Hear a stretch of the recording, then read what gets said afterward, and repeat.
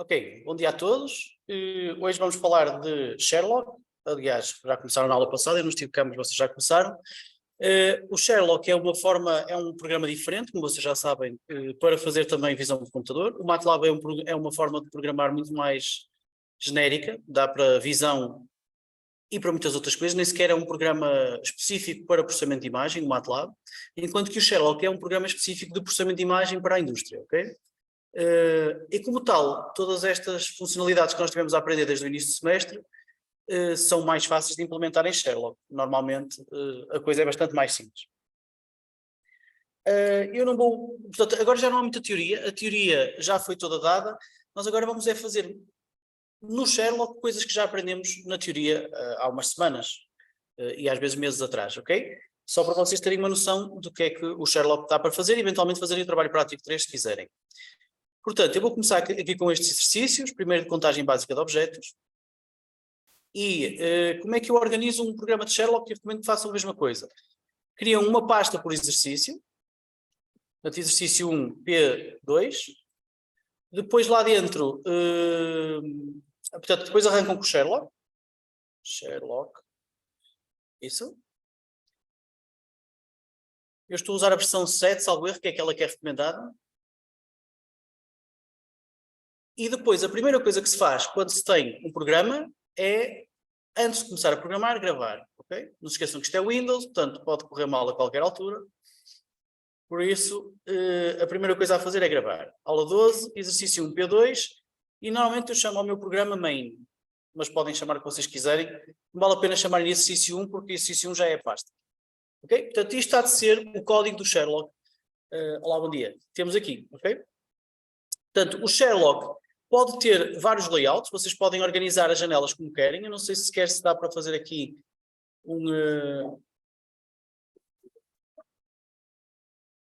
dá para mexer as janelas como querem. Por exemplo, isto podia estar aqui ou aqui em baixo. E, portanto, isto é a mesma lógica do MATLAB. Não sei se lembram da ladainha, mas eu volto a dizê-la.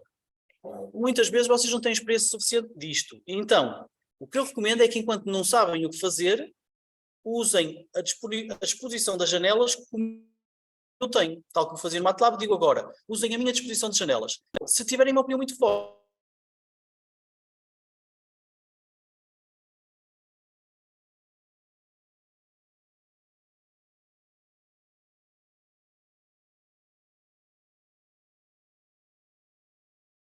o importante é vocês conseguirem ver facilmente a maioria das coisas que têm à disposição. Por exemplo, a maioria das coisas que vos interessa para programar. Por exemplo, isto aqui é o programa. Portanto, aqui nós vamos ter de cima para baixo o nosso programa sequencialmente. Muitas vezes as pessoas gostam de pôr as variáveis assim, por exemplo. Esperem lá, ver se eu consigo agora tirar isto. Por exemplo, aqui o watts vem para aqui.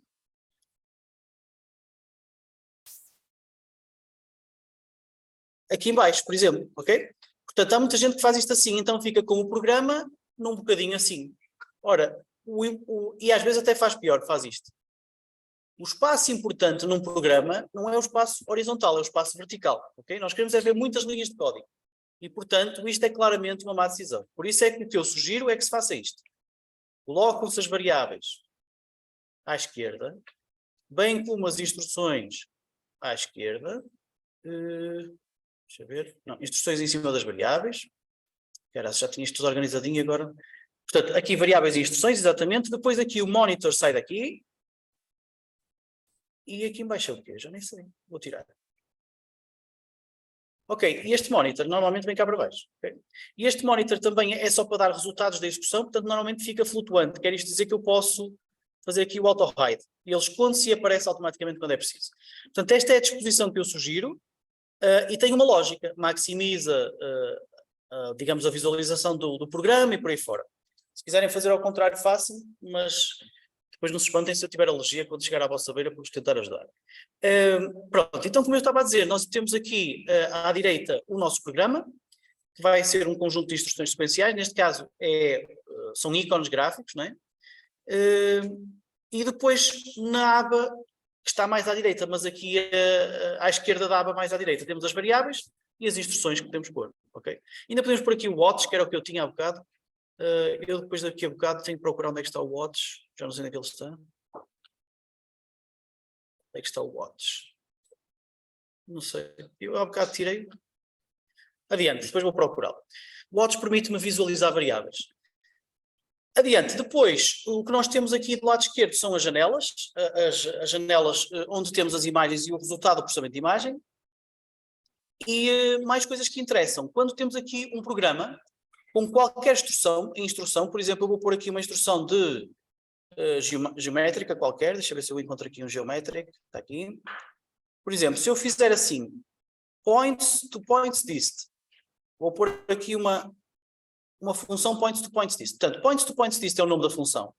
E depois, não sei se reparam, aqui eu tenho ali várias coisas. Tem um P, por exemplo, a primeira que eu estou a selecionar é um P.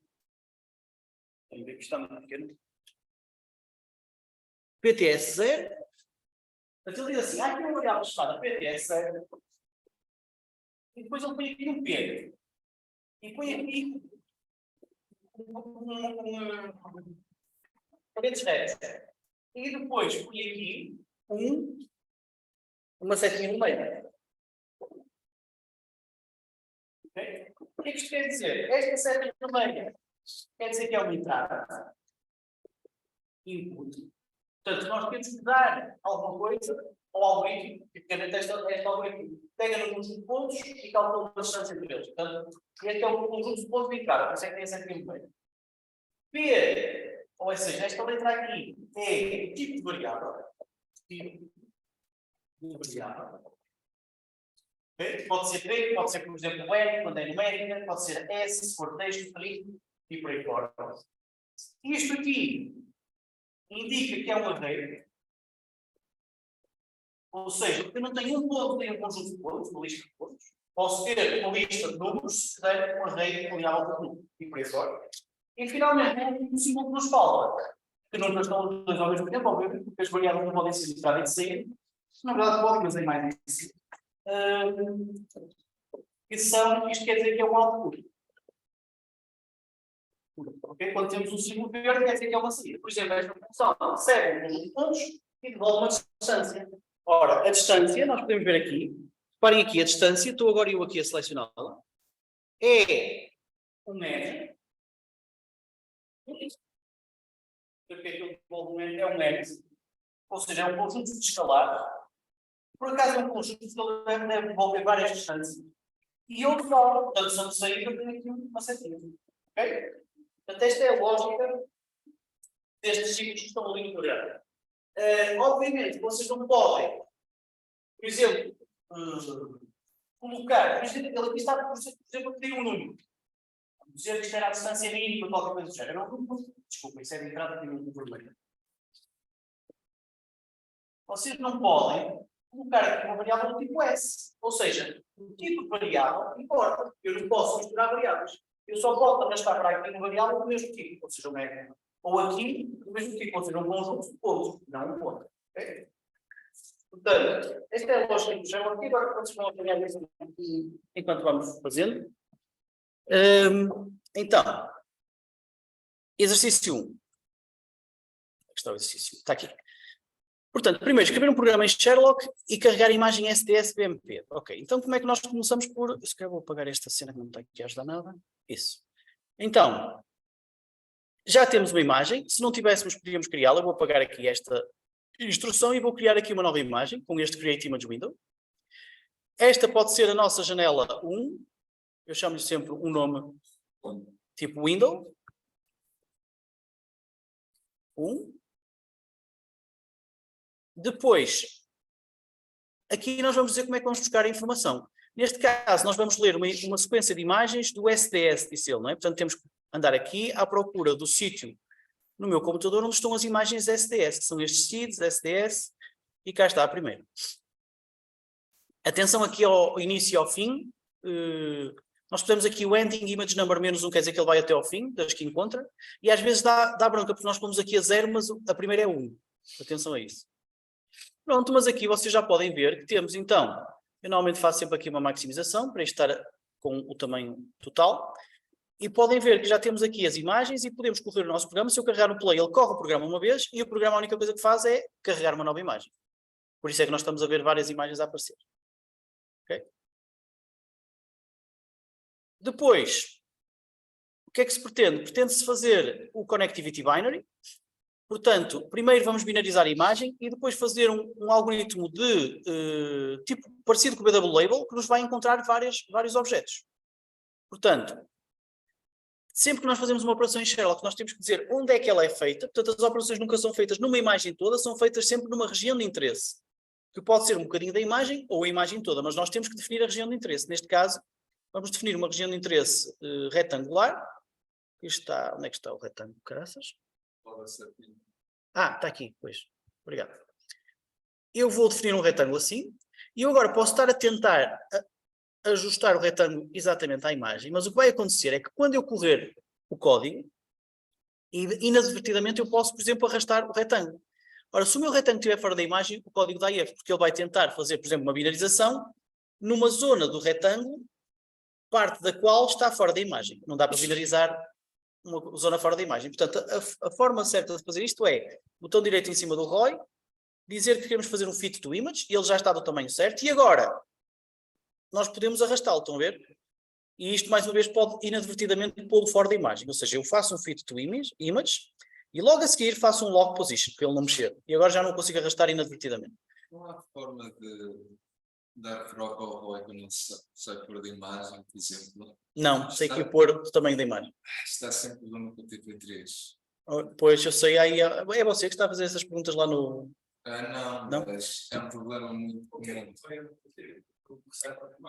Porque quando estamos a fazer o alignment e algum elemento sai da imagem apenas parcialmente, todo o elemento já não é processado, então há ali coisas que nós temos... Pode fazer um if a ver se o ROI está fora da imagem e se estiver não processa.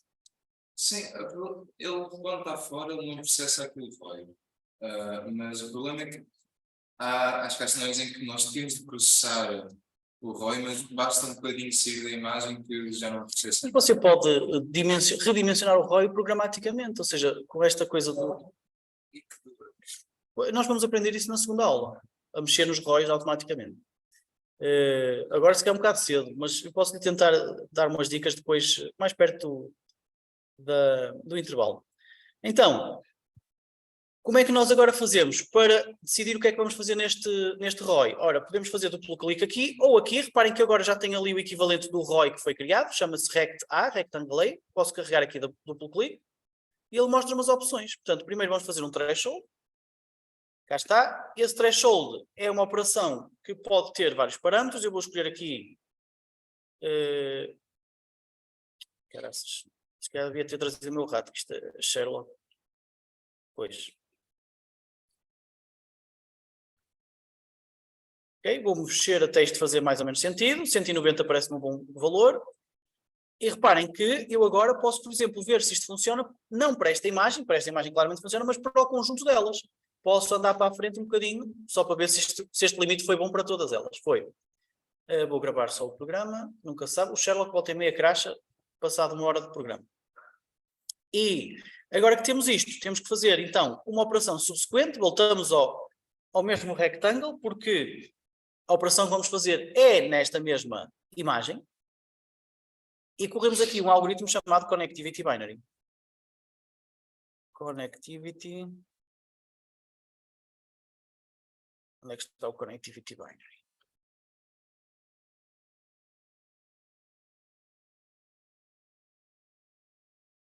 Está aqui, ok?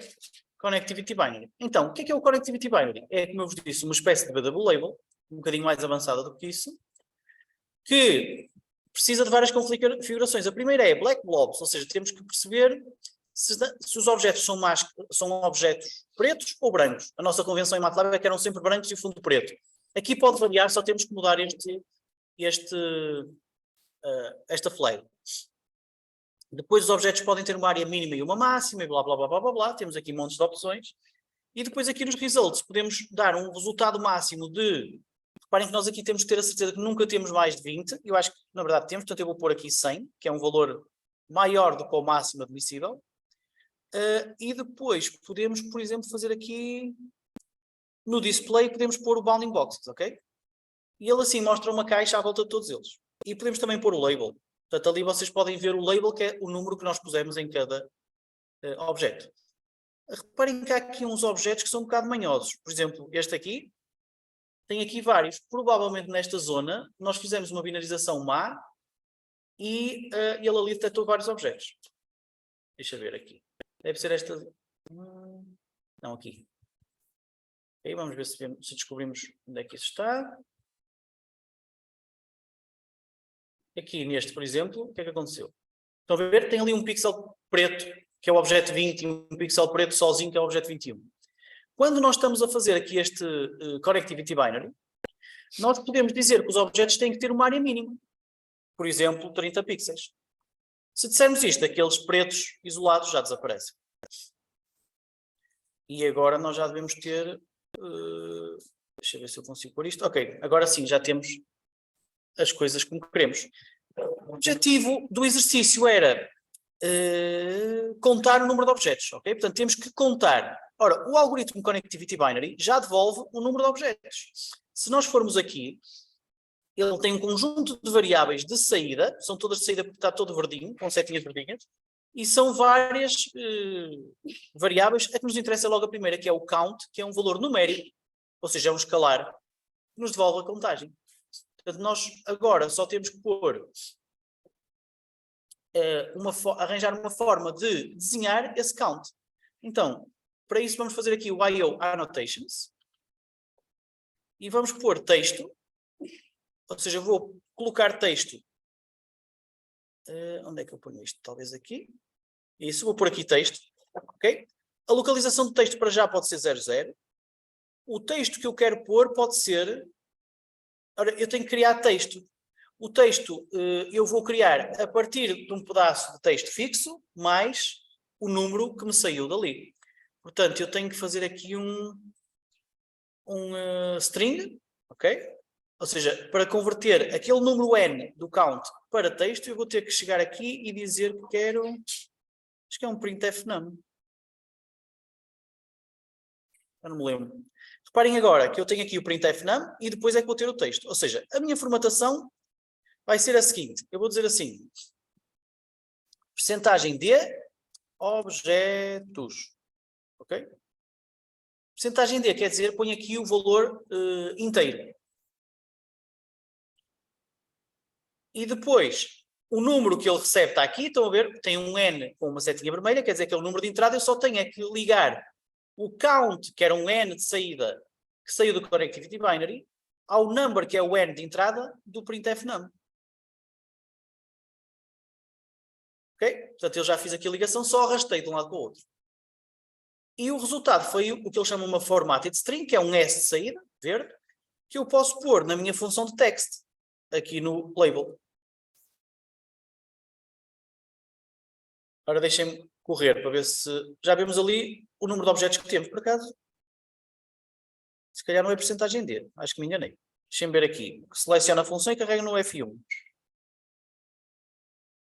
Ora, se calhar a percentagem 4, ok, é F. A percentagem D vinha do C, se calhar não existe aqui. Portanto, eu vou mudar aqui este para percentagem 4.0F. Ponto 0 quer dizer 0 valores a seguir à vírgula. Vamos ver se agora ele gosta mais. Ora, este aqui pode apagar. Pronto, 21 objetos, 20 objetos, 19 objetos, 20 objetos. Estão a ver ali? Como é que você fez a parte no formato de string? O que é que temos de fazer? Então, basicamente, imaginem MATLAB. Em MATLAB você tem um valor que é numérico, uma variável numérica. Você tem que fazer aquela cena do... em MATLAB, se tiver, por exemplo, o valor A é igual a 3, isto é um número. Se você quiser desenhar, como é que eu fazia? Fazia um disto. E agora, punha estes diferentes retos, queria dizer juntar.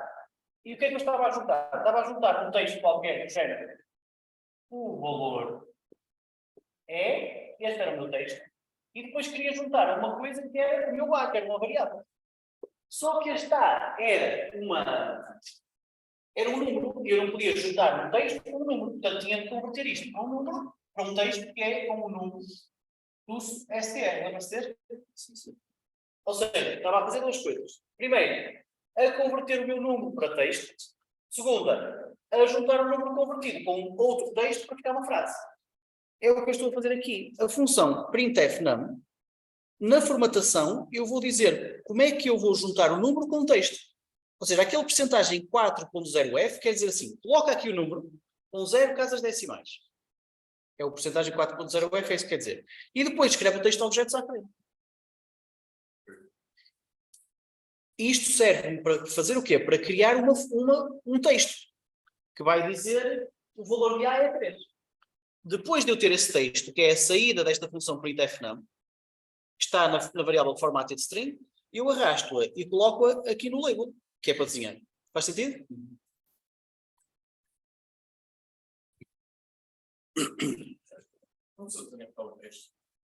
O texto é no IO Annotations. IO Annotations Text. O 0 conta como número. Você estava a perguntar se ele começa a contar em 0 ou se começa a contar em 1? Sim. Parece um 27 objetos. Tudo à esquerda, segundo à esquerda, assim esse. Este? A minha é um 0. É um 0? Sim. Eu acho que aqui só começa a contar. Partilhe lá o seu ecrã. Ah, está aqui, eu também tenho um 0. Está aqui, olha, o meu 0 é este. Sim, começa a contar em 0. Só o MATLAB é que é uma fuleirada, começa a contar em 1. Ok? Alguma dúvida em relação a este? Vou avançar, tenho muitos para fazer. Ok, está aqui a resolução, tudo bem. Se nós tivéssemos um fundo variável, ou seja, se nós agora fôssemos, por exemplo, para... melhor ainda, eu vou gravar isto, vou sair do Sherlock, vou à minha pasta da aula 12, vou copiar, copy-paste este exercício 1, vou-lhe mudar o nome para exercício 2P2, okay? E vou abrir o main. Ou seja, vou começar a fazer o exercício 2. Vou começar a fazer o exercício 2 a partir do sítio onde fiquei no exercício 1. Portanto, isto é, estou exatamente onde estava, mas num fecheiro novo. Okay? Agora, a primeira coisa a fazer é mudar as imagens que eu vou buscar. Portanto, eu venho aqui às imagens e agora já não vou buscar o STS, vou buscar o STM. A única diferença é que, na verdade, isto muda de cor. Okay? Portanto, reparem que eu tenho às vezes algumas imagens que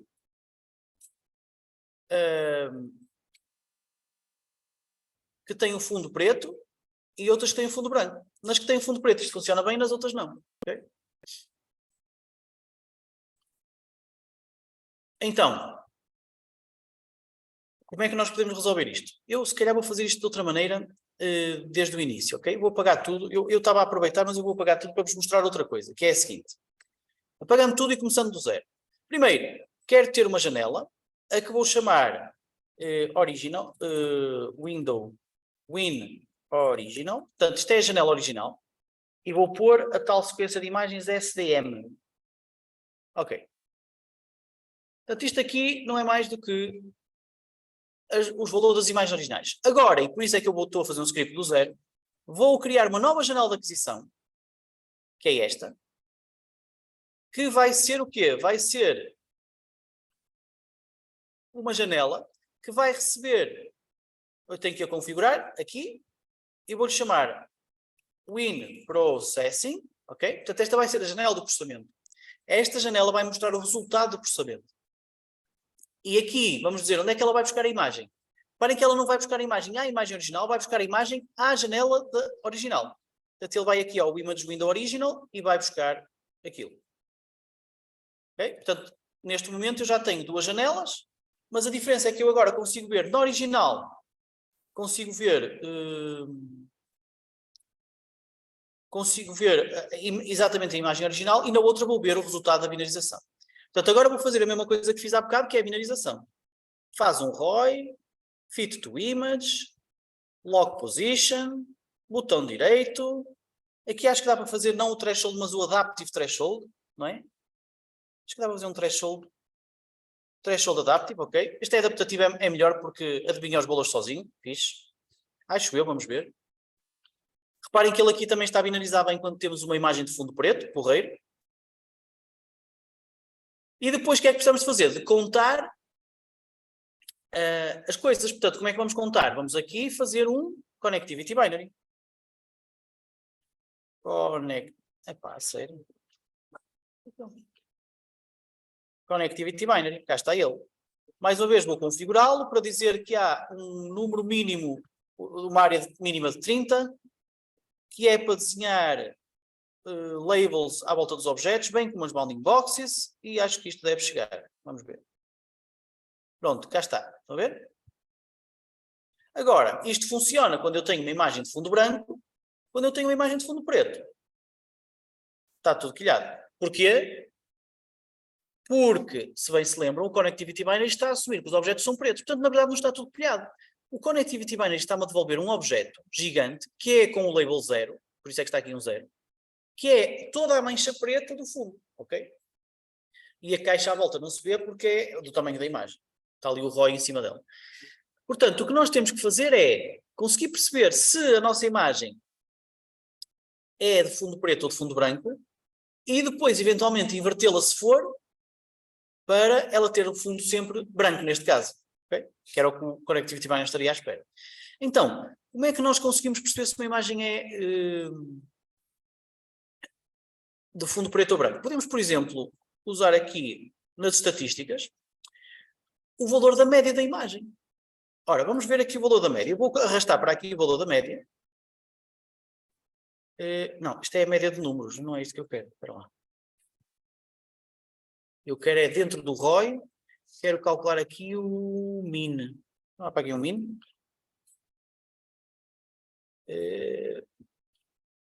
Statistics, será isto? Deixa eu ver se é o Statistics.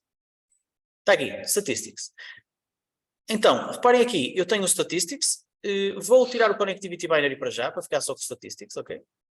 E reparem que este Statistics devolve-me o Pixel Count, a soma, o mínimo, o máximo e a média. Ora, esta média é importante para nós neste momento. E por isso eu gostava de conseguir ver o valor desta média. Por isso tenho que pôr isto no Watts. Ora, eu há bocado com a organização dos layouts perdi aqui a aba do Watts, portanto vou ter que descobrir como é que eu ponho outra vez. Se alguém souber, já agora ajude-me, que eu não sei. Tem que ir a view. View, ok. Ah, está aqui, Watts, thanks. Watts.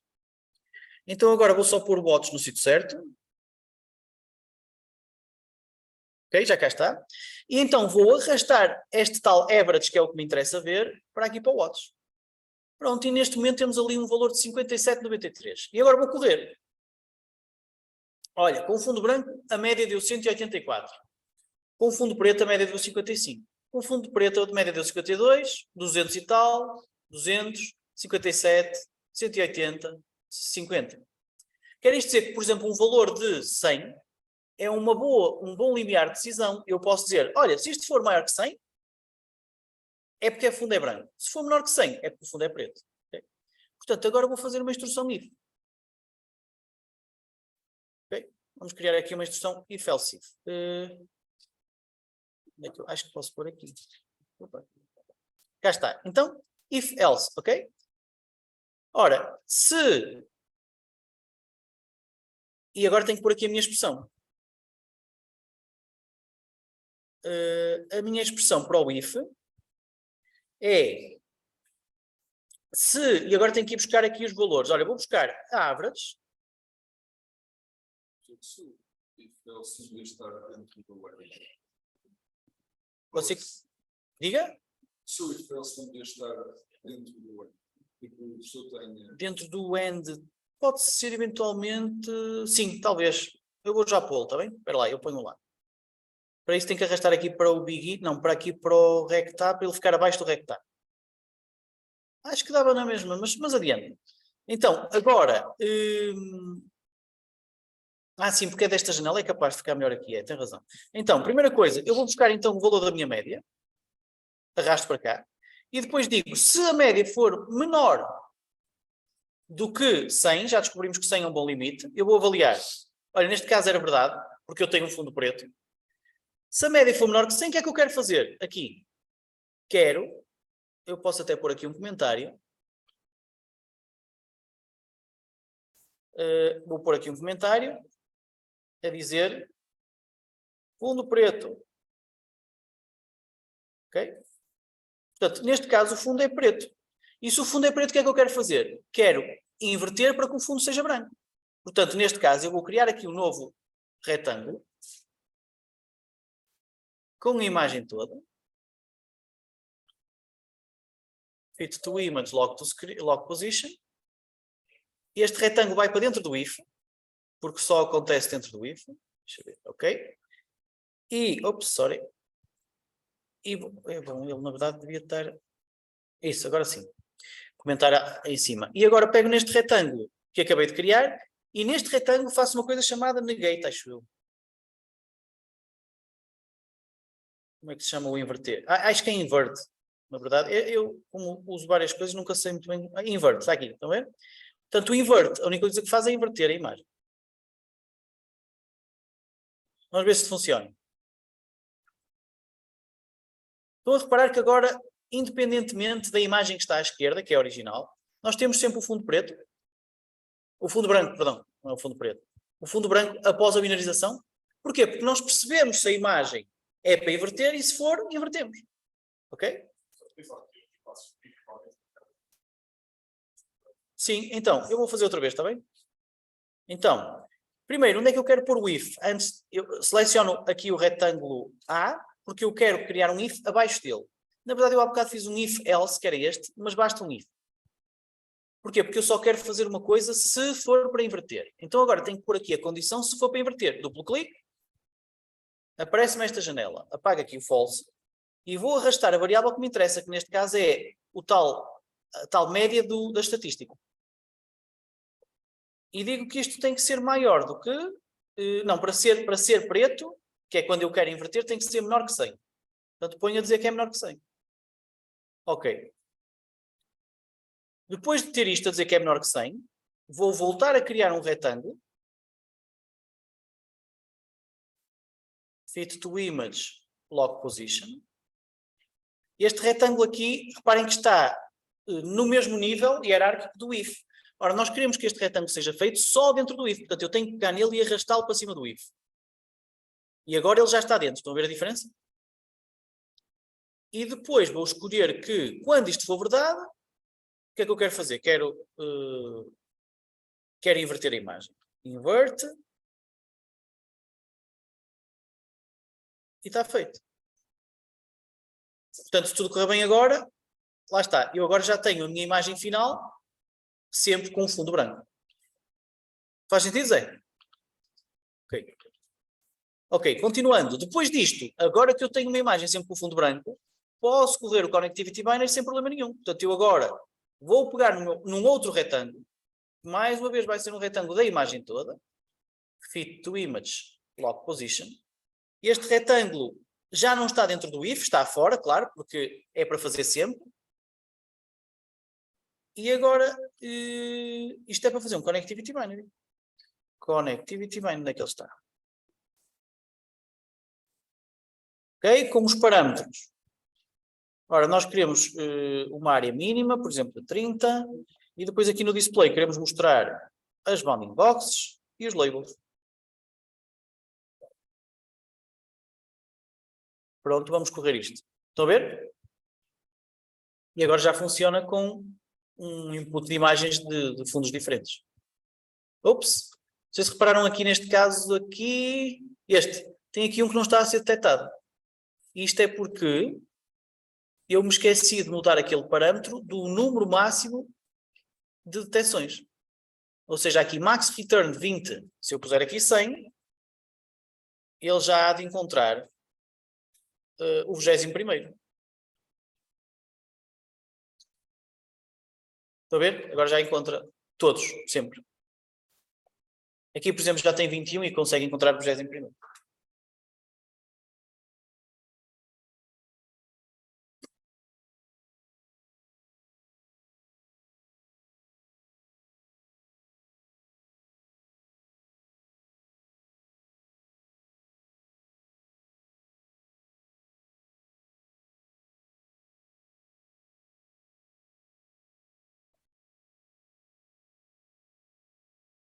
Não é isto que eu quero, eu queria fazer o sumário.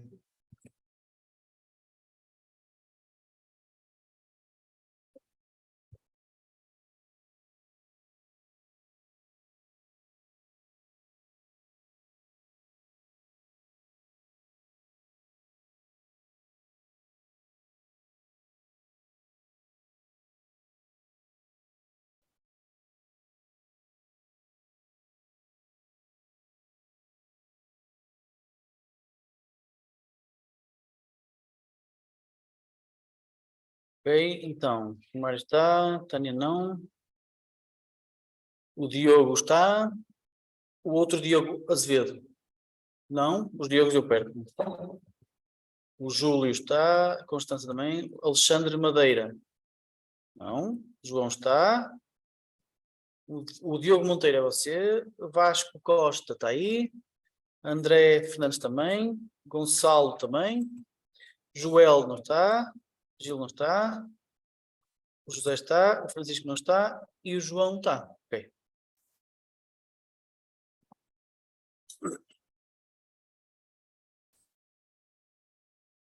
Posso avançar para a próxima? Sim? Vamos ao próximo. Ora, o próximo exercício é este. Portanto, na verdade, aqui não ganho muito em fazer cópias das imagens, mas de qualquer maneira, eu vou de cópias do projeto, quero dizer, mas eu de qualquer maneira vou fazer uma cópia do projeto. Portanto, eu vou gravar este. E vou aqui ao exercício 2, copy-paste, vou mudar-lhe o nome para exercício 3. P2. Ok. Vamos lançar o projeto. E cá temos então o nosso projeto. Eu acho que copiei o exercício errado, raiz parte. Isto hoje, reaproveitar não é comigo. Copiei o errado, queria o outro e copiei o errado. Pronto, está bem. Então eu vou começar do zero outra vez. Já me está a dar os panicos. Ok, do zero. Então, ponto número 1. É para pegar na sequência SW blá blá blá. Portanto, eu vou criar aqui uma imagem de pré-processamento. Portanto, crio aqui uma janela a que vou chamar Win Original. E vai buscar a sequência. Desta vez é a sequência SW. E eu acho que... Pois, isto aqui corre mal, agora não conseguem carregar no OK. Isto é porque ele quer começar na imagem 0 que não existe. Se vocês forem ver a vossa pasta, ASW, ele começa na imagem 1. Estão a ver aqui que esta é 0001. E às vezes a malta fica ali a estressar porque não sabe porque é que isto não funciona, mas é só por aqui um 1 em vez de um 0. Pronto, dito isto, temos aqui a nossa imagem original. Diga. Diga-me outra vez, Diogo. Sim. Menos 1 quer dizer, lê a sequência até ao fim. Se puser um valor, lê a sequência até o valor. Agora, se puser um valor, por exemplo, que não existe, também dá bronca, não é? Ok, temos aqui a nossa imagem original e já vemos aqui várias coisas. O objetivo deste exercício é conseguir fazer um programa que perceba qual é a rotação do objeto. Imaginem que vocês têm que detectar a rotação do objeto. E então nós vamos olhar para esta máquina, que eu nem sei que isto é bem, como um objeto. Portanto, o objeto é a parte preta, ok? E se o objeto é a parte preta, o que é que nós temos que fazer? Nós podemos, por simplesmente, fazer um connectivity binary para encontrar o objeto. Portanto, eu vou criar aqui uma segunda janela de processamento, a que vou chamar Win Processing, que vai receber da imagem original em mono 8. Ele aqui, ok, mono 8, exatamente, porque assim já só temos um canal. Cá está a nossa imagem de pré-processing, e agora, bom, não tem muito que saber, é a mesma coisa. Retângulo, fit to image, lock position, duplo clique para ir às contas. Vamos fazer aqui um threshold adaptativo, que também deve ser mais que bom para este caso. E depois vamos fazer o connectivity binary. E só temos que o configurar. Ora, Connectivity Binary. Ok? Portanto, reparem que ele está a dizer aqui black blobs are true e, portanto, ele já está a encontrar o objeto que nos interessa. Nós só temos é que configurar aqui mais algumas coisas. Por exemplo, pôr os labels outra vez. E depois temos aqui, ora, se nós queremos encontrar a orientação, nós podemos calcular uma elipse que envolve o objeto e a orientação dessa elipse pode ser a orientação do objeto. Para isso temos que dizer aqui nos resultados que queremos fazer os moment related calculations. Isto tem que estar a true. E depois vamos ver os eixos da elipse. Ok? Portanto, isto são os eixos da elipse, que estão aqui a verde e a laranja, da elipse que envolve o objeto.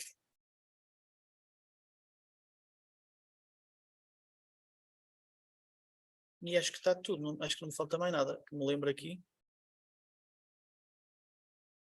Ok. Que mudar no Connectivity Binary.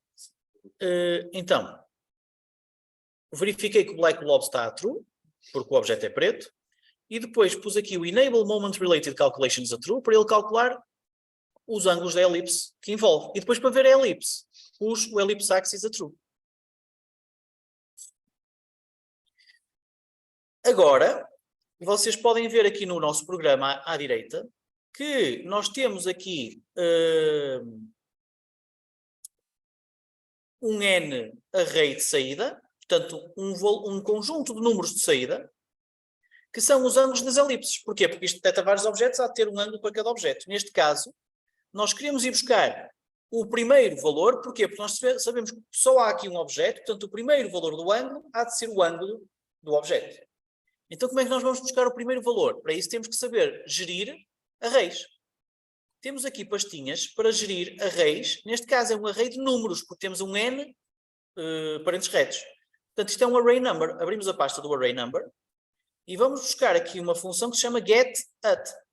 O get vai buscar um elemento da lista, um elemento do array. Portanto, eu vou arrastar o getAt para cima do rect A, para ele ficar abaixo do rect A. Cá está ele. E depois ele diz assim, olha, o getAt pega num conjunto de arrays de números e vai buscar um deles, dado um índice. Portanto, ele está aqui a pedir duas entradas. A primeira, qual é o array de números? E a segunda, qual é o índice? Ora, o array de números são os tais ângulos das elipses que nós, há bocado, conseguimos ir buscar. Já arrastei para lá. E o índice é o índice 0 porque é o primeiro, nem é preciso mexer. Por acaso posso pôr aqui uma... Já está uma constante 0.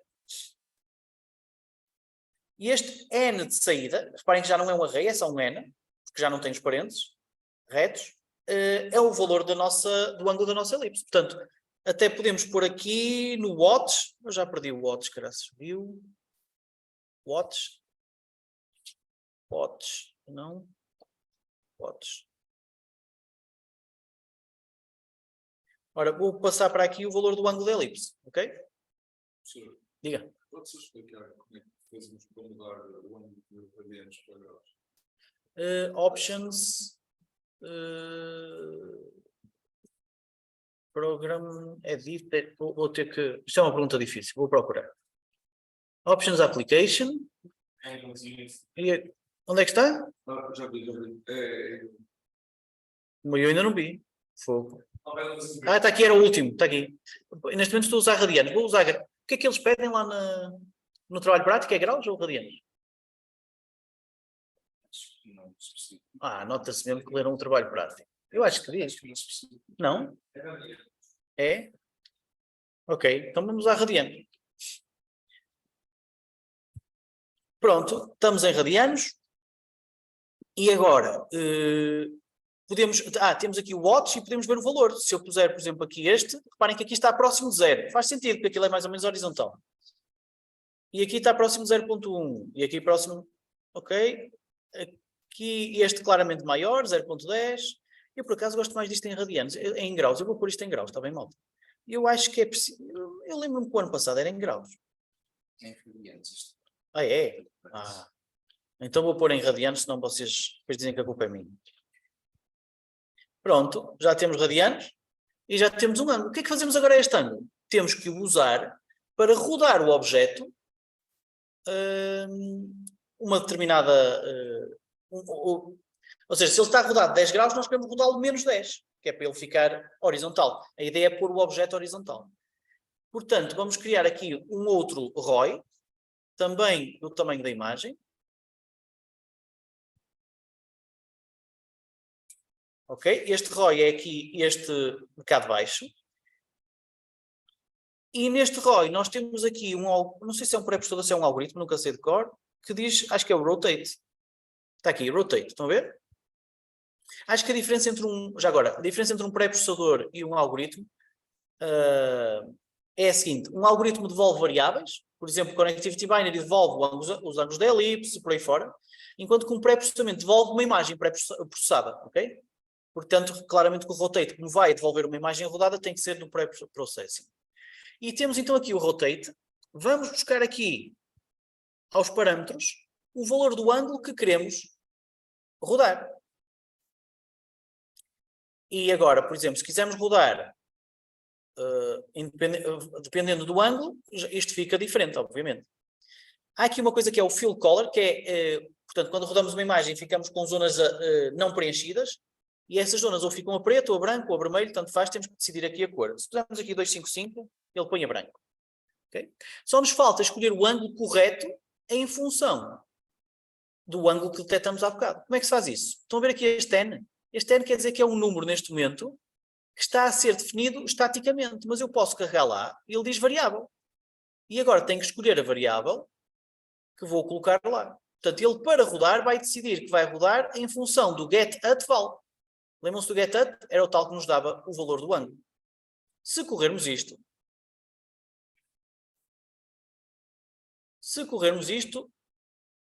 o que é que está a acontecer? Digam-me vocês.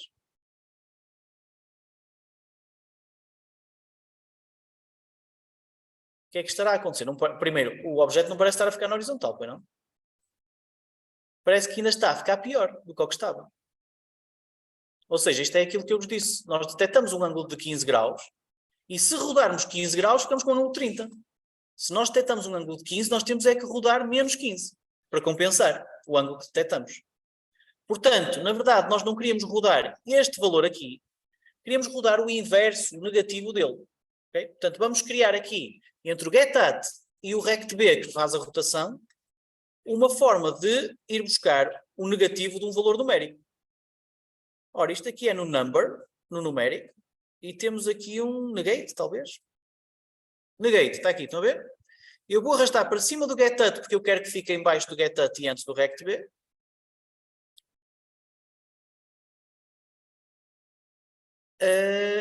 E agora, o número que eu quero negar de entrada está aqui, é o número que me saiu do getAt, portanto eu vou arrastar este aqui para lá. Arrasto para cá. E depois o negated number é de saída, que é o tal que eu quero usar para rodar. Portanto tenho que voltar ao rotate e dizer que agora não quero rodar baseado no getAt, quero rodar baseado no negated. Então, repare na sequência. Você tem o getAt, que vai buscar um ângulo. A saída do getAt é este que eu tenho azul, que é o valor. Arrasta este para a entrada do negate. Ou seja, arrasta daqui. Você vê quando eu arrasto, quando eu estou a arrastar bem. Arrastei daqui para aqui. Pronto, e se correrem agora, podem ver que nós já conseguimos pôr o objeto mais ou menos na horizontal, ok? Ele já fica bastante mais na horizontal.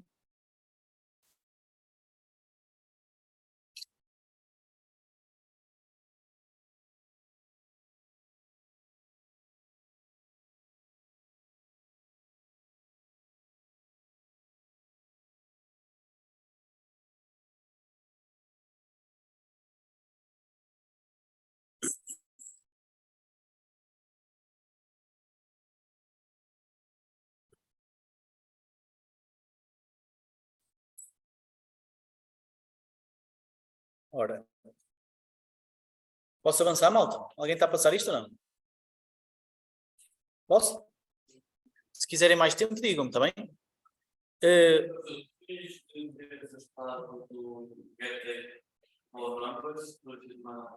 Fiz, ou seja, então isto era tudo para quê? Para negar o valor. Ou seja, esta saída aqui, o negated number, Agora é aquele que nós queremos usar para rodar. Portanto, voltei ao rotate e mudei a variável que estamos a usar para definir quanto é que se roda.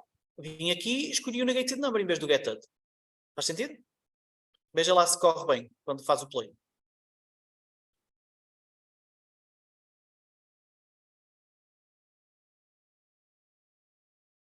Posso avançar, Diogo?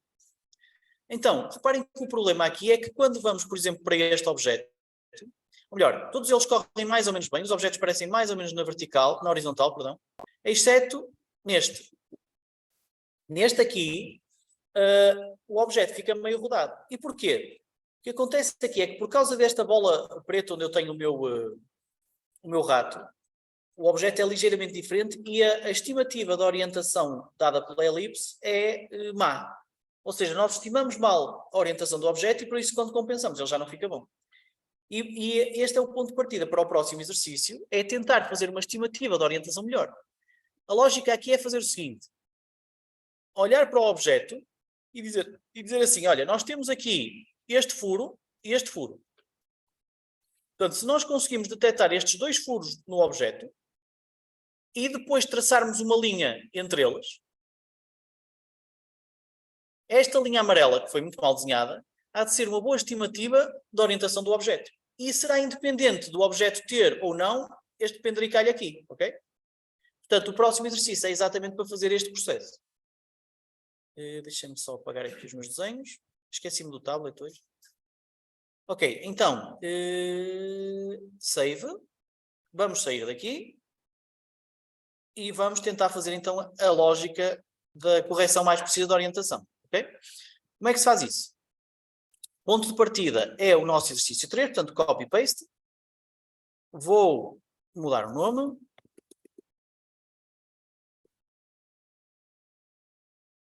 Ok, já estou aqui no exercício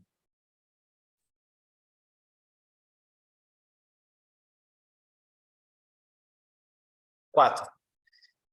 Ora, deixa-me só pensar o que é que nós temos então que mudar. Portanto, também vamos ter um pré-processamento.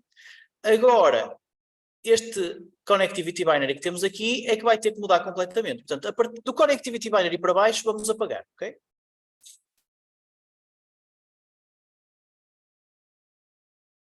Ok, portanto, já só tenho um retângulo, um threshold e o Connectivity Binary, é o nosso ponto de partida. Neste momento, o Connectivity Binary, se vocês ocorrerem, está a detectar o objeto e a fazer os ângulos. Só que neste momento o objeto está a ser a parte preta. Ora, se nós queremos encontrar os furos, aquelas bolinhas brancas que estão ali no meio, o que podemos fazer é procurar objetos brancos em vez de objetos pretos. Portanto, eu vou alterar este Connectivity Binary para, em primeiro lugar, deixar de fazer contas de ângulos, já não me interessa. Portanto, aqui no Results vou pôr Enable Moment Related Calculations a False. Aqui no Display vou pôr Ellipse Axis a False. Okay? E agora vou dizer que as Black Blobs são False. Ou seja, procura manchas brancas.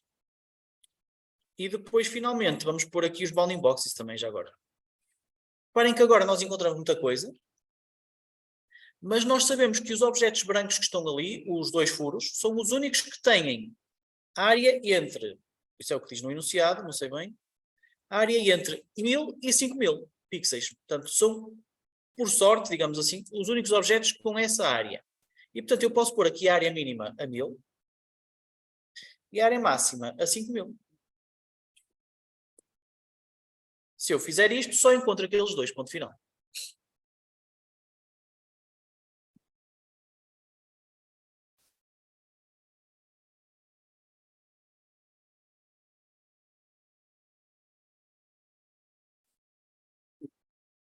Ok? Estão a ver aqui os dois objetos? Portanto, agora qual será o próximo passo? O próximo passo agora é conseguir fazer uma linha entre eles. Portanto, a ideia é fazer uma linha a partir dos dois. Isso há de ser no numeric, já não me lembro. eu disse aqui no enunciado, acho que é o points to best line, points to best angle, ok, é já o ângulo. Portanto, basicamente ele calcula a linha e automaticamente o ângulo dessa linha. E isso está no... Vou continuar à procura, deve ser este? Não, também não é este. Geometric deve ser. Points to best angle. Where is it? Está aqui. Estão a ver ali PTS to best angle. Quer dizer que ele... Eu vou arrastar o primeiro e depois já o analisamos. Então, ele vai ter que receber um conjunto de 2 pontos. Um conjunto de 2 pontos não. Vai ter que receber um conjunto de pontos. Que pode ser de 2 neste caso, ou pode ser mais, mas neste caso são só 2. Portanto, nem precisamos mudar aqui isto. Portanto, nós aqui temos 2 pontos. Temos que lhe dar os 2 pontos e ele devolve o ângulo. Estão a ver ali um numeric angle de saída. Que é exatamente o que queremos. Ora, o primeiro problema. Se nós corrermos aqui o nosso código, vocês podem ver que a bola da direita, o furo da direita, às vezes, agora é o 0, agora é o 1. Agora é o 1, agora é o 1, agora é o 1 e agora é o 0. Portanto, ele vai variando o label. Ou seja, se nós quisermos calcular o ângulo de 0 para 1, às vezes vamos estar a calcular o ângulo da direita para a esquerda, da esquerda para a direita e às vezes da direita para a esquerda. Isso pode confundir a conta do ângulo. Portanto, o que eu sugiro é termos a certeza que o nosso objeto da esquerda é sempre o 0, por exemplo.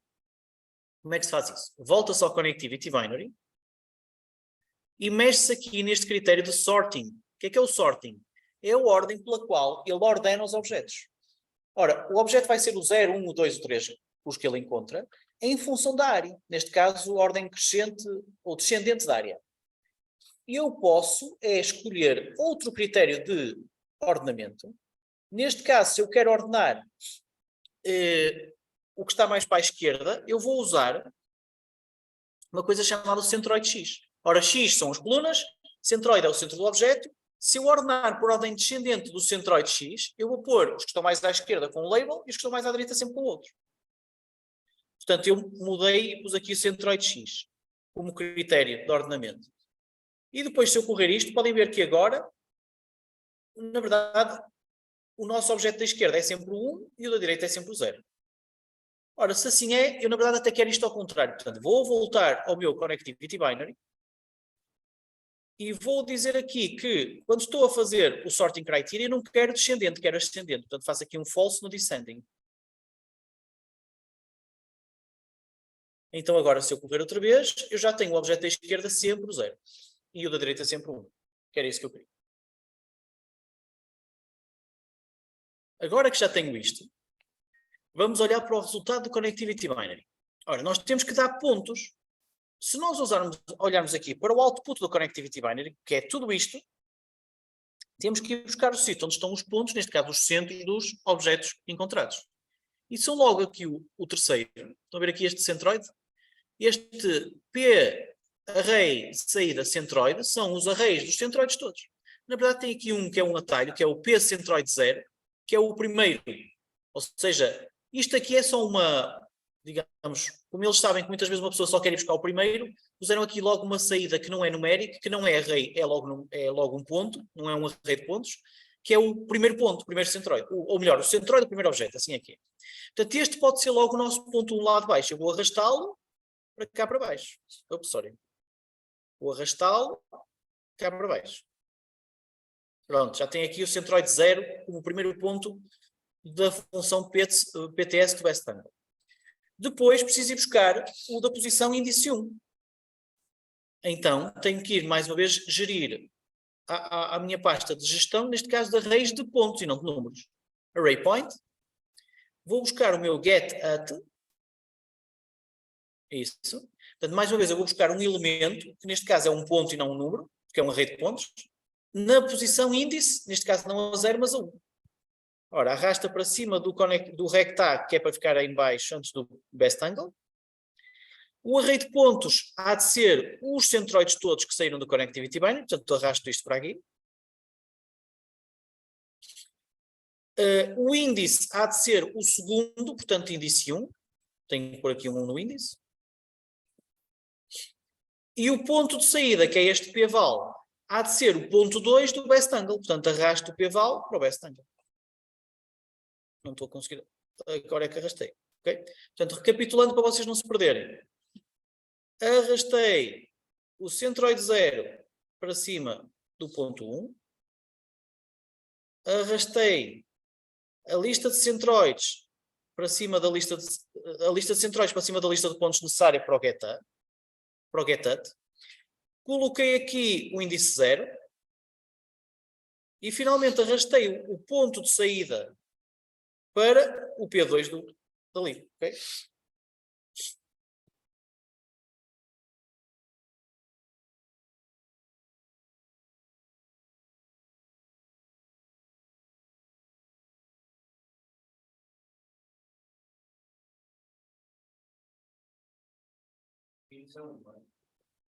O 0 é o primeiro, o 1 é o segundo.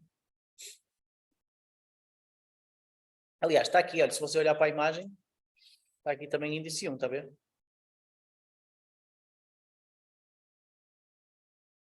Agora que temos isto, já podemos voltar a fazer a rotação com base neste ângulo. Não sei se há de ser este ou o seu simétrico, portanto, se for o simétrico ainda vamos ter que pôr um negar à frente, mas para já vamos tentar rodar com este ângulo. Portanto, eu vou voltar a criar um retângulo, um ROI que há de ser da imagem toda, lock position, é este rect B aqui. Eu vou criar um pré-processamento de rotate. Já está aqui. E nos parâmetros, eu tenho que dizer que o fill color é 255, para ficar branco. E que o ângulo a rodar não é um número, é uma variável, carrega aqui no N. E a variável é o... Ora, é o N angle, está aqui, pts to best angle.angle. Pronto, vamos ver se isto funciona. Estamos com o mesmo problema de há bocado, ele ainda está a rodar mais do que aquilo que devia. Portanto, estamos a detectar o ângulo, mas tínhamos que rodar o inverso. Portanto, vou fazer outra vez aquela cena do numeric, negate, chuta para aqui, vou buscar o ângulo e dou à entrada do negate, e depois tenho o negative number, que é esse que eu quero usar para rodar. Portanto, vou voltar a configurar o meu rotate, e vou pôr aqui que a variável há de ser a saída do negate, negated number. Ok? Portanto, agora isto já fica bastante bem na horizontal. Ok? E já agora, mais do que isso, fica na horizontal, inclusive é quando temos... Ups, este ponto está muito fuleiro. Ai, não está nada. Sabem porque é que este retângulo está aqui fora do sítio? Porque este foi o sítio onde ele encontrou o objeto na peça e depois nós rodamos-la. O que nós podíamos ter feito era rodar numa outra imagem. Se calhar até tinha sido melhor, ok? Mas agora não vou fazer porque... Quer dizer, até podia fazer, mas... não vale a pena. Mas a verdade é que a peça está sempre na horizontal. Querem que eu faça a cena de uma outra janela? Para isto ficar melhor? Se calhar mais vale. Eu vou fazer outra vez, ok? Outra vez, a partir do sítio onde eu encontrei o meu ângulo. E, na verdade, depois o neguei. Portanto, este retângulo B rotate, eu vou apagá-lo. E eu aqui já encontrei o meu ângulo. Agora o que eu vou fazer é criar uma nova janela. Ou seja, esta é de pré-processamento. E agora vou criar uma terceira, que vai ser a janela de Win Rotated. Okay? Esta janela vai buscar a imagem original em monoweight. E reparem agora que eu agora, na imagem, na terceira janela, é que eu vou fazer a rotação. Reparem que agora ali as bounding boxes na janela 2 já batem todas certas, já estão em cima dos buraquinhos. E agora aqui eu vou fazer este ROI Fit to Image, Lock Position, e aqui vou fazer a rotação finalmente.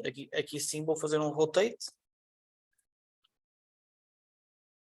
da variável negated qualquer coisa.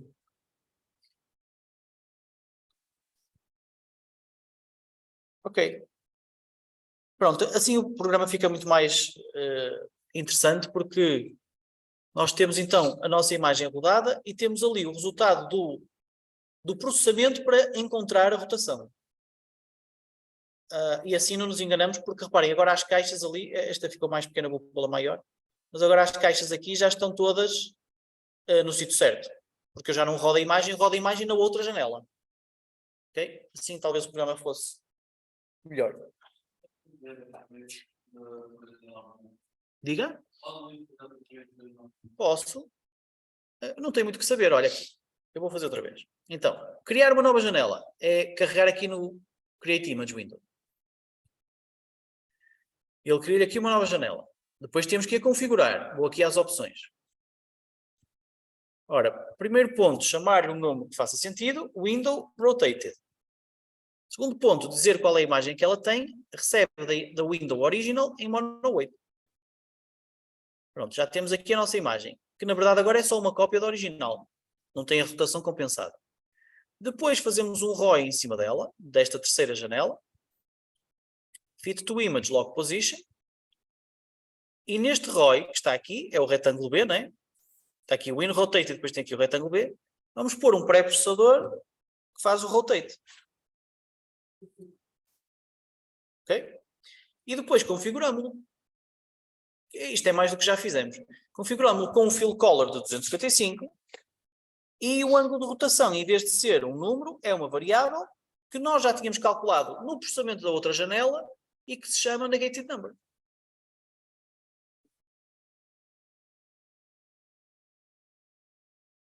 Está bom, Diogo, assim? Ok. Foi tanto trabalhinho só por causa desse pormenor. Tudo ter buscado lá.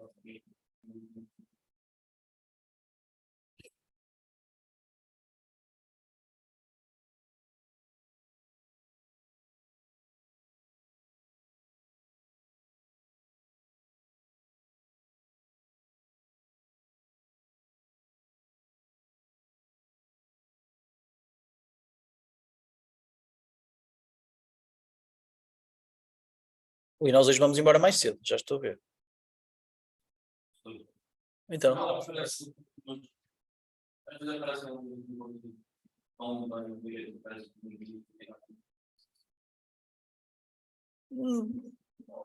é capaz, mas o objetivo aqui é ter uma forma de encontrar o alinhamento da peça.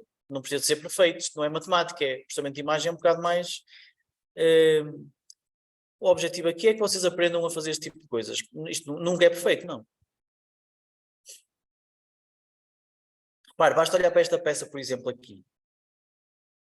Vou fazer aquilo. Repare, esta peça aqui, se você vir a diferença aqui e a diferença aqui, na verdade não é a mesma. E por isso, talvez o centroide dos furos não dê exatamente a orientação da peça. Se calhar, melhor ainda seria, por exemplo, encontrar esta linha. E se encontrasse esta linha, essa é que era uma boa linha para orientar a peça. Sim, havia outras técnicas, mas aqui a ideia é passar a mensagem, é vocês aprenderem. Diga, José. Que pontaria que vocês têm.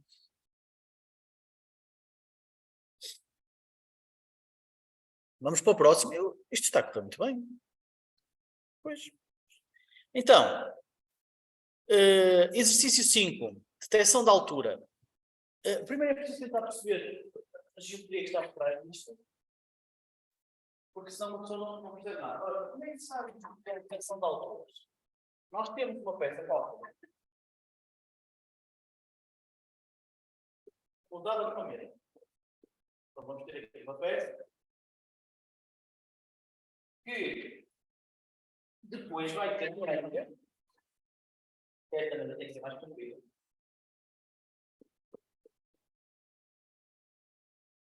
Vamos ter aqui um laser. Projeta uma linha laser.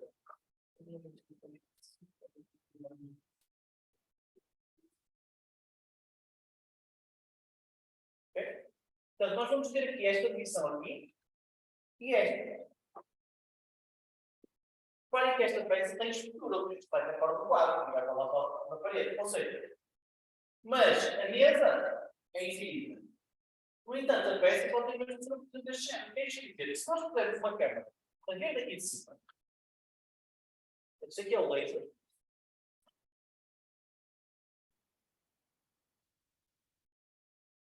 Aqui é uma câmera.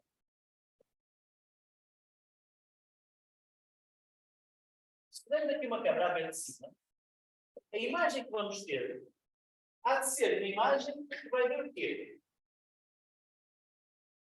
Vai ver a nossa peça. Ok? E depois, o sítio onde o laser bateu na peça, ela vê uma linha vermelha em cima da peça. Okay? E o sítio onde não bateu na peça, porque a peça acabou, vê esta linha vermelha. Este sítio do laser bate na rede, que é mais abaixo. Portanto, há de ser talvez aqui tipo. Ok? Se nós medimos esta distância aqui, esta distância D, nós estamos a medir ao fim e ao cabo esta aqui.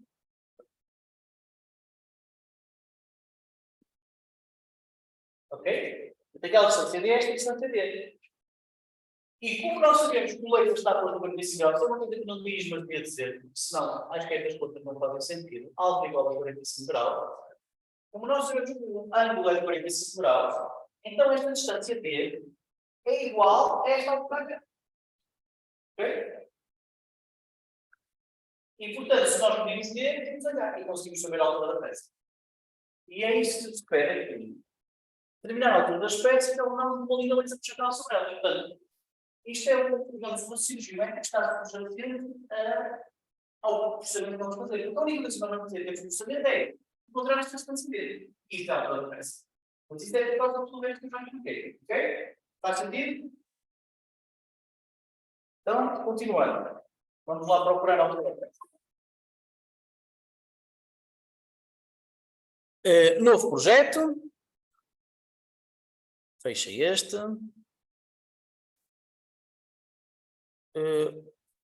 Copy. Paste. Mudar o nome. Exercício 5.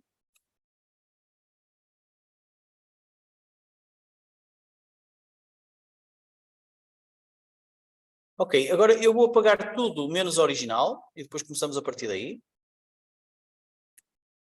Ok, já cá temos a nossa original. Vamos mudar a imagem ou a sequência de imagens. Neste caso, vamos para o laser não sei quanto, laser line. Ok, já cá temos. Portanto, com isto já temos aqui a nossa imagem da linha laser. Ok?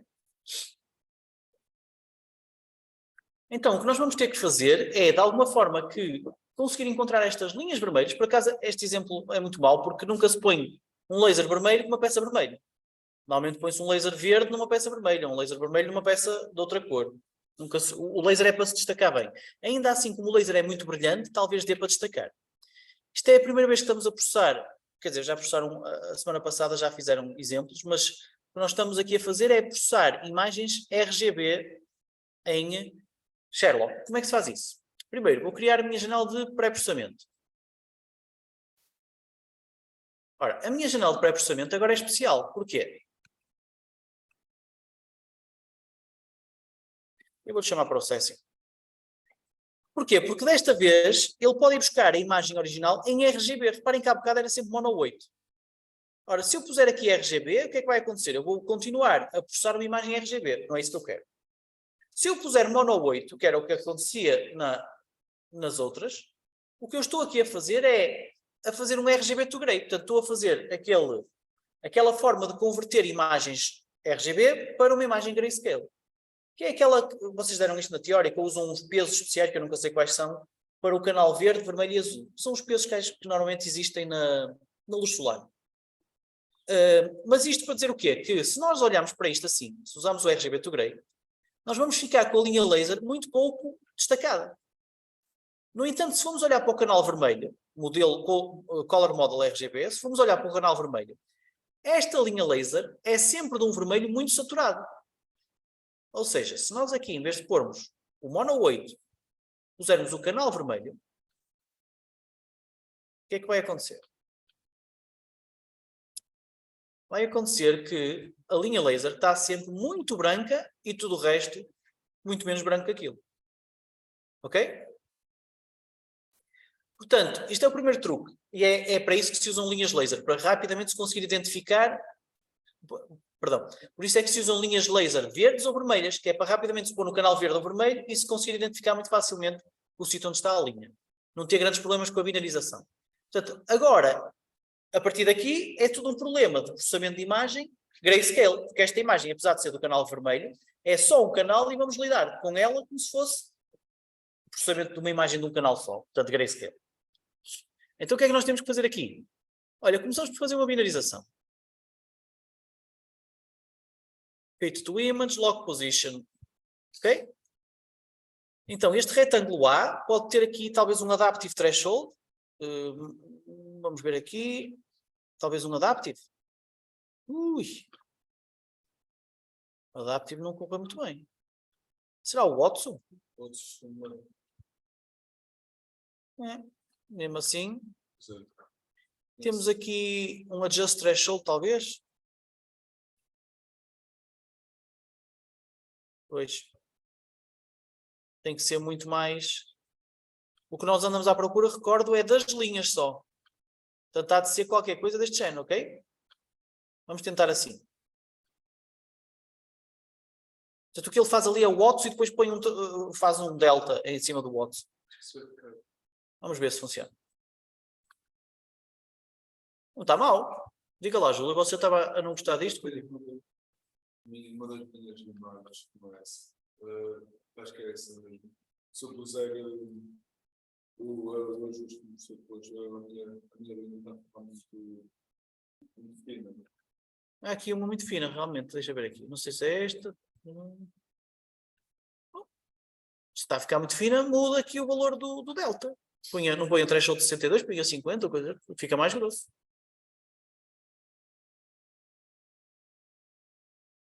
Faz sentido? Sim, sim. Ok. Então, admitindo não, verificando que temos um threshold mais ou menos bom, por exemplo, no meu caso, eu agora, por causa da pergunta do Júlio, se calhar já estraguei aqui isto, estão a ver aqui isto?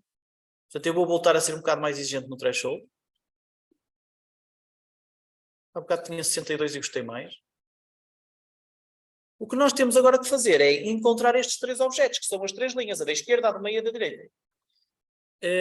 Isto faz-se com Connectivity Binary. Portanto, podemos fazer, ainda neste retângulo aqui, rect A, vamos fazer aqui um Connectivity Binary.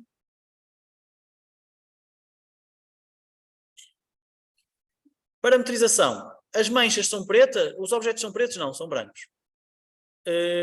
Depois aqui, bounding boxes e labels à volta dos objetos. Reparem que eu tenho aqui, por exemplo, o objeto 7, é um ponto isolado. São objetos com muito pouca área. Portanto, a área mínima também é um bom critério para tirar essas porcarias fora. Ok? Área mínima de 15, por exemplo. Vamos ver como é que isto fica. Ok? Parece-me bastante bem, não? Acho que está bom. Agora, outro problema aqui é aquele de...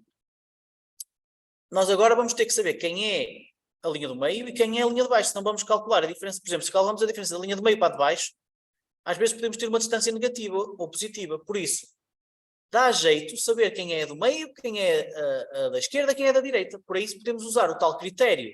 Já lá vou mais. O critério de centroide X para fazer o ordenamento em função disso. Deixem-me só fazer isso e já eu vou mais. Então, se eu for aqui ao Sorting Criteria, outra vez o Center X, para pôr as coisas em função de estarem mais à esquerda ou à direita. Se fizermos isto, temos aqui o nosso objeto 0 é sempre o da direita e o nosso objeto 1 é sempre o do meio. Ok? Diga, Mário. Pode mostrar as propriedades da binarização? Posso. Eu não estou a ter esse. Só põe lá com a imagem que está muito fina. Pus o 62 aqui no... Pus o Watts, não é? É o... 62, certo? Sim, sim. Há aqui uma imagem também. Ora, parti.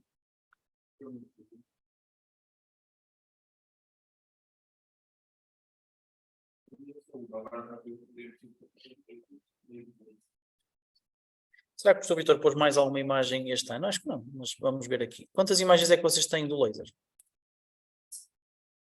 7 também eu. Não deve ser isso. Mas partilhe lá, Mário. É monolito, certo? Não, costumo ter o R. Meti o R, sim. Mas aqui em cima está a passar monolito. Aqui em cima, partilhe, mano. Você também tinha posto mono 8. Não, mas no projeto, só que isto aqui realmente depois na janela aparece uma 8. Exato. Onde é que diz mono 8?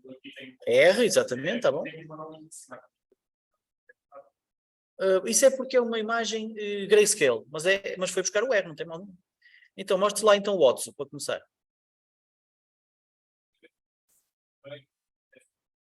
Então vá lá ao Watson. Não precisava, podia carregar. Ora saia daí. Saia, você podia carregar diretamente no Watson. Mas isso. Então ali põe um threshold menor. Meti. Você ao ver as imagens, bem inicial, você tem acho que não sei, já não me lembro. Tenho que ver. Se calhar não estou a ir para a pior imagem, será isso?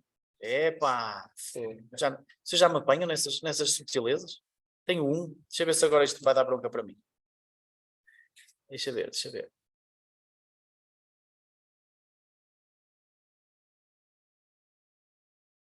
Vocês são chatos, é o que vocês são chatos. Pronto, eu partilho outra vez. Que chatos, pá.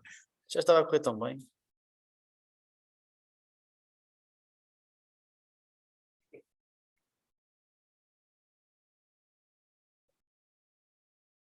Já conseguem ver, não? O ecrã? Sim. Então, pronto. Vamos fazer outra coisa sem ser o Watson. Vamos tentar aqui o Adaptive não sei quantos. A ver se fica melhor. Vamos ver aqui o Adaptive. Então, Parameters. Threshold. Vamos mexer aqui nisto. Contrária. Ai, já me enganei.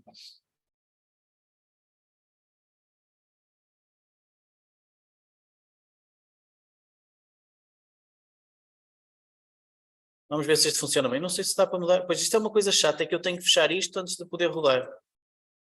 Ui, assim nem pensar.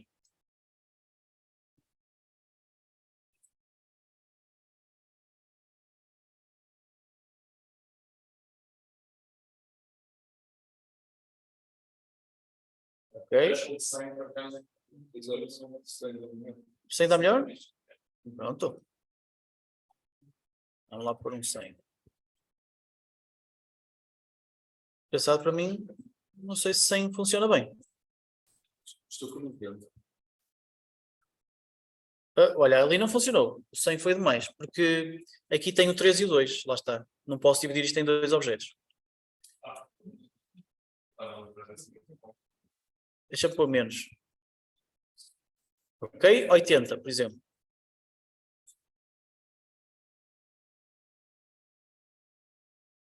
Parece-me que o 80 funciona para tudo. Estou pode voltar a explicar como é que pôs esses pontos. Como é que pus quais pontos? Essa numeração do... Esta numeração, então, pronto, ok. Mas o threshold adaptativo é 80. Depois, a numeração é do Connectivity Binary. E para isso tem que pôr o Sorting Criteria com o centroide X.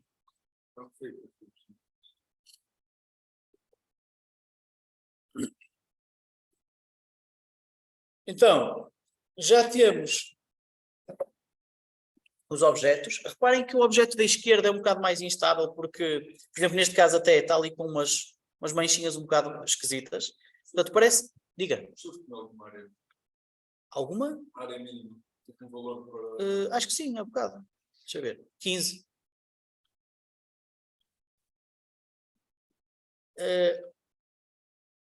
Reparem que o objeto da esquerda é muito mais inconstante do que os outros. Nomeadamente aqui fica diferente porque tem ali aquelas coisas. Portanto, eu vou usar o objeto da direita e o do meio, ok? Para calcular a altura. Na verdade, o do meio tinha sempre que usar, podia escolher entre o da direita e o da esquerda, vou usar o da direita. Portanto, para eu calcular a distância, o que é que eu preciso de fazer? Preciso de fazer a diferença entre o y da esquerda, da direita, e o do y do meio. Portanto, como é que eu vou buscar o y do ponto da direita? Ora, eu vou aqui ao meu geometry,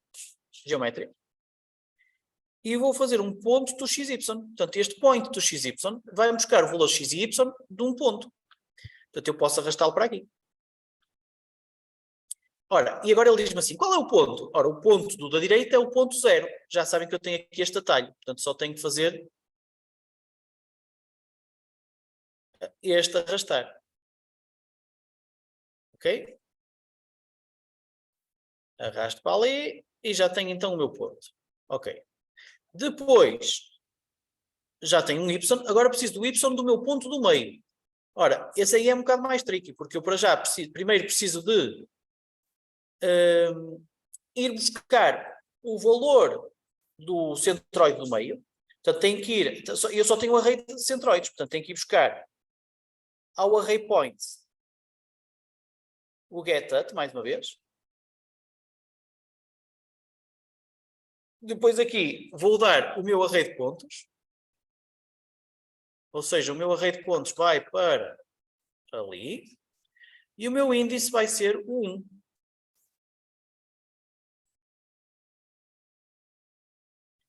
1. Como é que isto é? Ok, agora sim. Então, o meu array de pontos vai ser arrastado para ali. E o meu índice vai ser o 1. E este p-val é o meu ponto centroide do objeto do meio, que é o índice 1. E depois tenho que ir buscar outra vez o valor de y deste aqui. Portanto, volto aqui ao geometric e volto ao pt do xy. Ora, o pt do xy vai... Tenho que apagar aqui as anotações que já não estão a fazer sentido. O pt do xy, portanto, eu já tenho aqui este valor, só tenho que o dar aqui. E depois o que me interessa é o y. Ok? Portanto, vou arrastar o valor para lá. Já cá está. E agora tenho um y do ponto da direita e um y do ponto do meio. Só tenho que fazer a diferença entre os dois para saber a altura do objeto. Ora, isto é numérico. Onde é que está o numérico? Está aqui.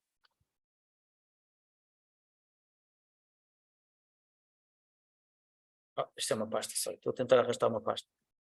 Numérico. E agora, difference. Onde é que está o difference?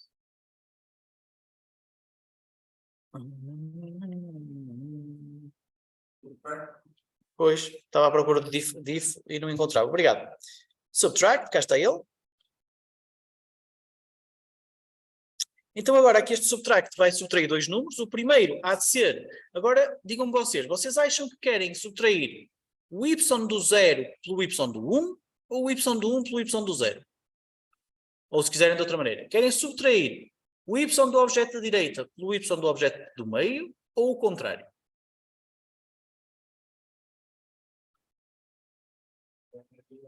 Porquê? É isso, por causa do y ser para baixo e assim a diferença já sai sempre positiva. Ok? Portanto, ora, o 0 é este y aqui, vou arrastá-lo. O 1 é este y cá de baixo, vou arrastá-lo. A diferença é a altura da peça, portanto agora posso ir aqui a um IO Annotations, text. Primeiro preciso de, ok, primeiro vou precisar do printf. Agora vou aqui ao meu string printf num. Onde é que está o printf num? Está aqui. Então eu aqui na formatação vou dizer assim: a altura da peça é percentagem 4.1 f. 4.1 porque agora vou ter uma casa decimal. Na verdade isto é a diferença entre pixels, uma casa decimal não vai fazer diferença nenhuma, porque isto é pixels, é sempre uma diferença inteira. Portanto vou pôr 4.0. O número que eu quero usar para calcular, para gerar esta string é a tal diferença. Portanto vou pôr aqui a diferença. E depois tenho uma string formatada que posso pôr diretamente aqui no Annotations. Também posso pôr aqui um texto diferente. Por exemplo, se eu puser, acho que 255 é logo vermelho, não me lembro. a localização pode ser na mesma naquele sítio. Pronto, a altura da peça é 58, é 113, é 56, é 113, é 179 e por aí fora.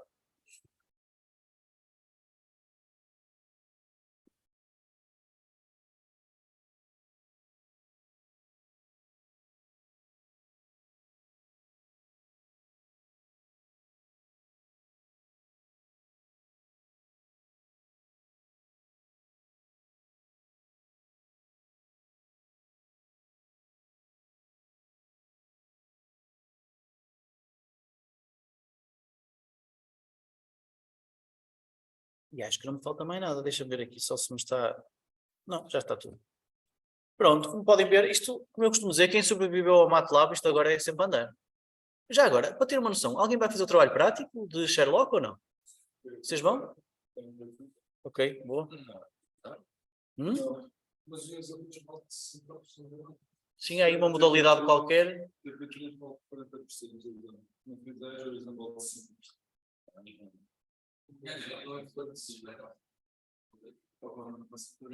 Agora já vou meio. Sim, mas eu acho que tendo tempo, mais vale fazer. Porque é sempre mais fácil tirar uma boa nota no TP3 do que no exame teórico. Não se esqueçam é que o exame teórico também tem nota mínima. A ideia não é depois não terem tempo nenhum para estudar para o teórico. Mas pronto.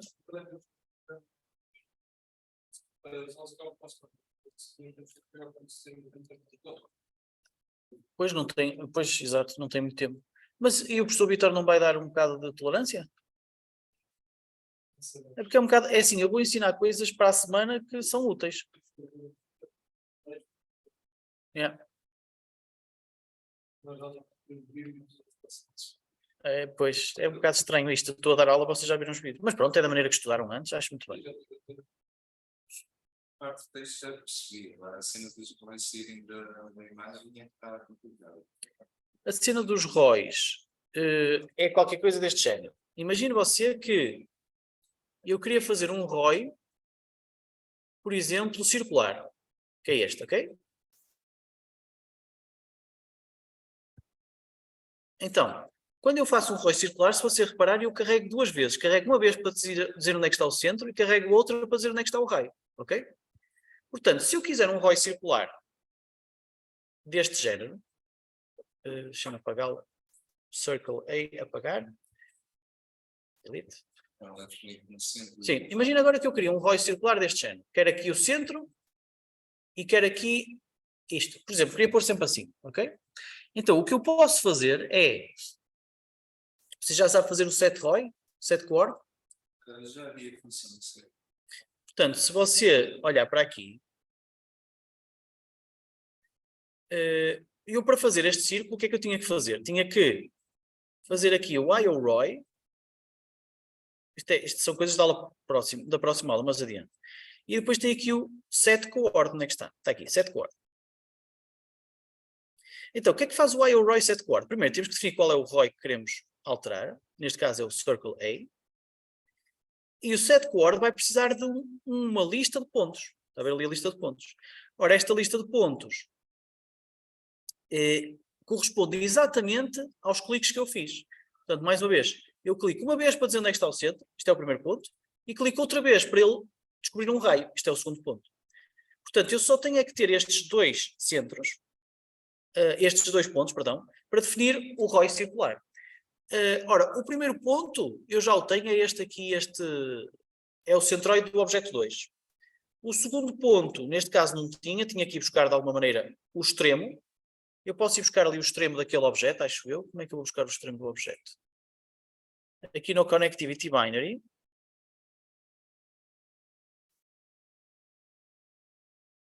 Isto é o top left, isto é o bottom right.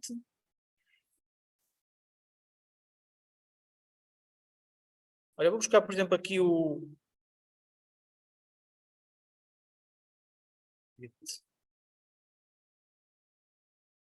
Ok, posso ir buscar, por exemplo, a largura. Ok? Atenção, isto aqui é tudo culpa do Diogo. Vocês não ligam nenhuma a isto, está bem? A partir daqui é o Diogo. Deixa-me pôr aqui só para ninguém se perder. Diogo. Então, Só ganhar aqui algum espaço, senão ninguém se entende. Ok, então, como é que eu vou gerar estes pontos? O primeiro eu já o tenho, quer dizer, eu tenho que ir buscar, que é o centro do objeto 2. Então, eu vou aqui, array point, get at,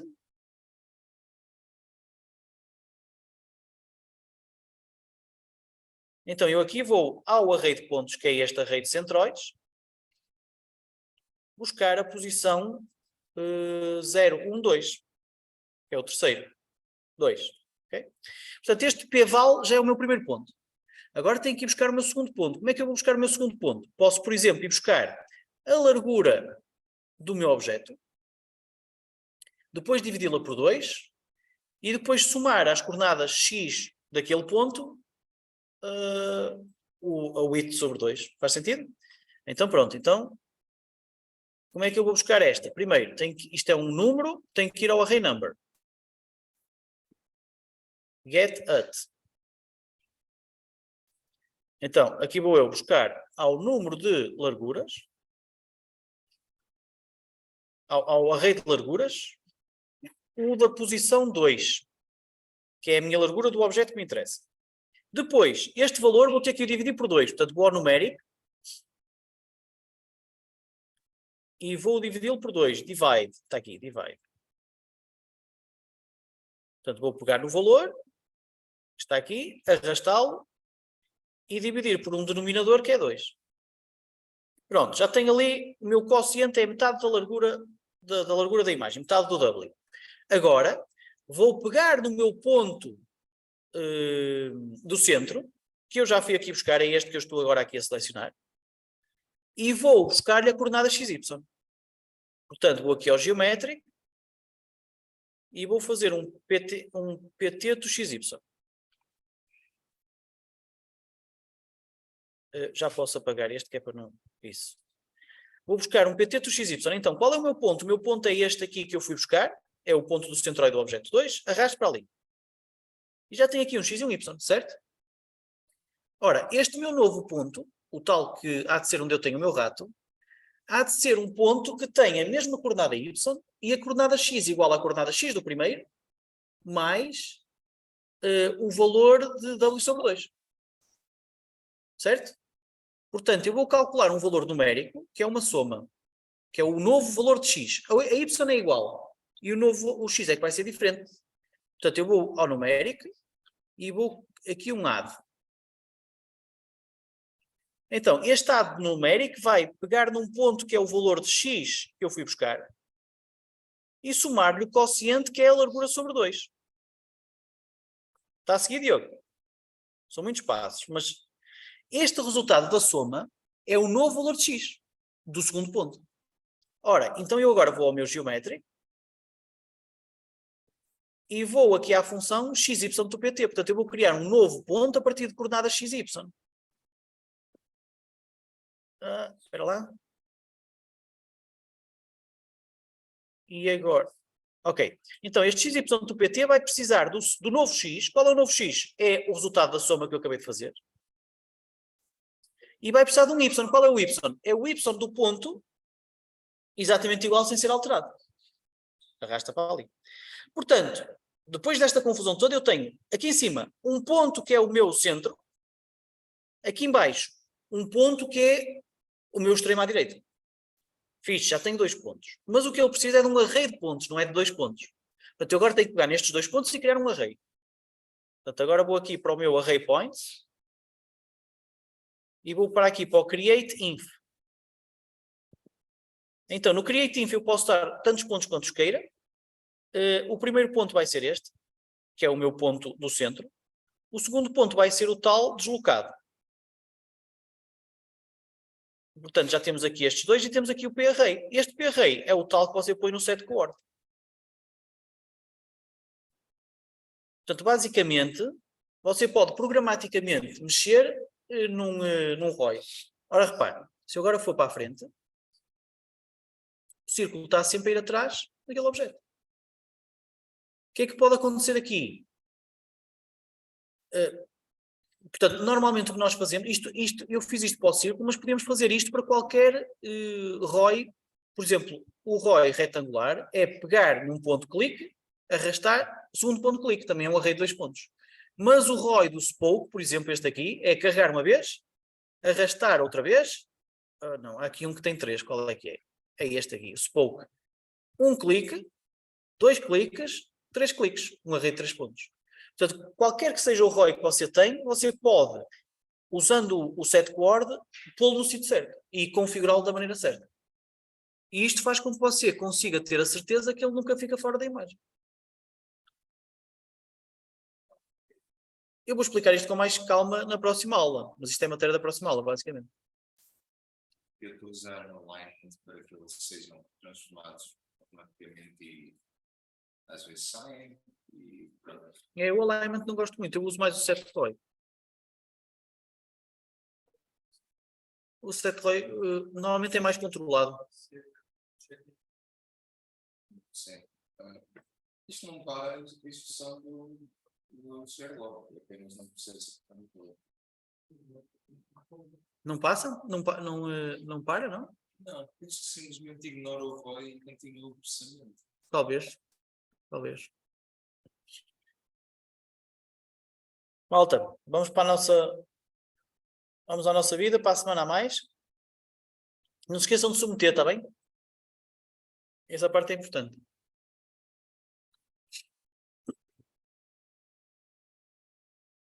Entretanto, vou aqui fazer o sumário da última aula.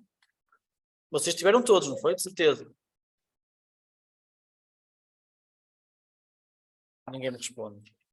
Vai tudo ter falta na aula anterior.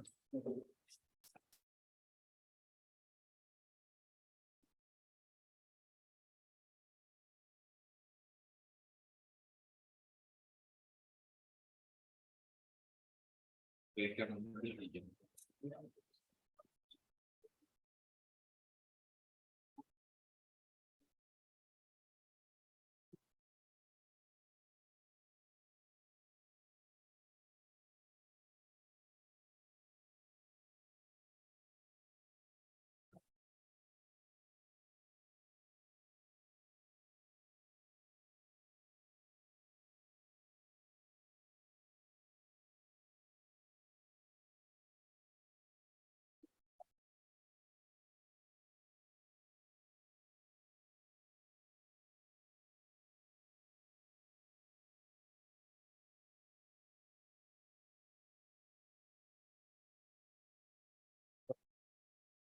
Malta, até para a semana.